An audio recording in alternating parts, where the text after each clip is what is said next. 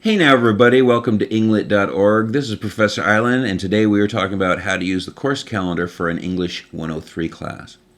When you go on to Englit.org and you choose your class either from the distance education or from the on-campus course, you will find that when you click on the course, there's a course calendar, usually on the left-hand side. And when you click on it, you're going to see that there are basically four elements you're looking for. This little bit right here basically explains that everything is linked from the calendar. And certainly what you're doing is you're looking for information that helps you not only to analyze the work that you're analyzing, to find the work that you're supposed to be analyzing, and also how to format the work that you're analyzing and the work you're going to turn into me. One of them has, so one of the things you're going to have is formatting things. And so you have these arguments or these essays that I have created on my website that talk about MLA formatting. And this entire section here is about MLA formatting, including, works cited, secondary sources, and things like that you would have learned in English 101. And they are certainly things that I expect when you come into an English 103 class that you've already had experience with, but at the same time, I'm offering you a refresher in case it's been a while. Also, the other thing has to do with the material itself, and this has to do with the types of literature that we're going to be examining. So, for example, if I was going to discuss poetry, I'm going to give you some terminology for poetry, not only so you can apply them in your analysis, especially if you're going to be using a Marxist analysis in which you're explaining the author's method, but also these are the terms you're going to see in the literature that you read about your work. When you read these secondary sources that discuss, for example, how Shakespeare invented the sonnet, and so you'd say, well, what the hell's a sonnet? And then you go here and you realize, oh, okay, this has to do with this kind of style, etc. Or somebody says it's an octet or it's an ode, or they're using an apostrophe type style. These are the terminology. This is the terminology right here, the terms that you would be using, that you would be coming across, that would be helpful to you.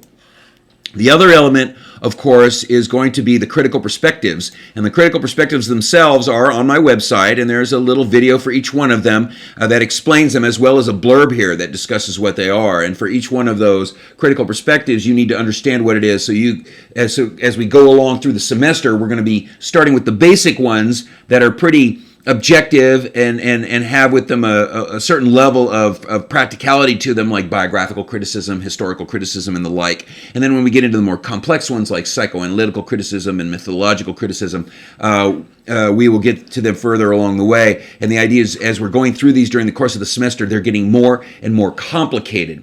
Likewise, the works themselves will become more and more complicated. And we start with poetry, a short work, generally, although some of these can be kind of long, shorter works, and the links to those are here as well. And so if you are looking at the Gerald work, you'd find The Death of a Ball-Turret Gunner, and you find the actual poem here, in this case from the Poetry Foundation. All of these are from sites that are available to us for free, and they are the credible sites. They are going to post this work accurately, which is a very important thing. And of course, this poem is quite small, quite short, whereas there's other stuff. For example, like Truckin', which is a song by the Grateful Dead, is much longer and may or may not offer you more analysis. But also, what you're often getting linked to is something that annotates the works, that actually explains some of the terminology going on in the work. And certainly, I might even give you a live performance here to work with, so that way you can see where the author's going and how, in this case, how the authors basically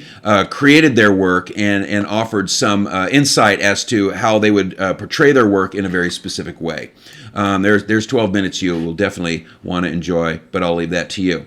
For all intents and purposes, the critical perspectives, the literary style terms, the works themselves, and of course the material on rhetoric, on how to format your papers and everything, is what I need you to read for the course of the class, and everything is available here on the calendar. If you're in the online course, due dates will not be posted on the calendar. They are posted in Blackboard with the assignment that you're looking for. So if you're looking for the due date for paper 1, it's going to be in that paper 1 folder. If you're in an on-campus course, your due dates are announced in class, and they're usually announced more than once. So pay attention, and you will find all the due dates you need when they come up. I do not randomly assign due dates. And in fact, even these dates here, that week 1, week 2, etc., It is unlikely we're going to talk about literature you have not had time to read, so the likelihood we get to this very much in week one is pretty slim. However, as the course of the semester goes along, we will catch up with this material, and so by the end, where you can see things get really thin, we will cover everything that we need to cover. This list here is not so much something along the lines of this is exactly when something's going to be due, but it's more the order in which things are going to be due. So just keep that in mind. When the actual responses are due, I will let you know. When the actual tests are due, I will let you know, either online in Blackboard or in class on campus by simply announcing it in class. All right? So anyway, use the calendar. You're going to need it for the material you're going to be reading. Everything here is available to you, and that means no book, but you are required to link to the material from here. All right. If you have any questions, you can ask me. Send me an email at inglitguy@earthlink.net, or ask me in class, and or talk to me in chat if you're in the online course. All right. Stay in touch.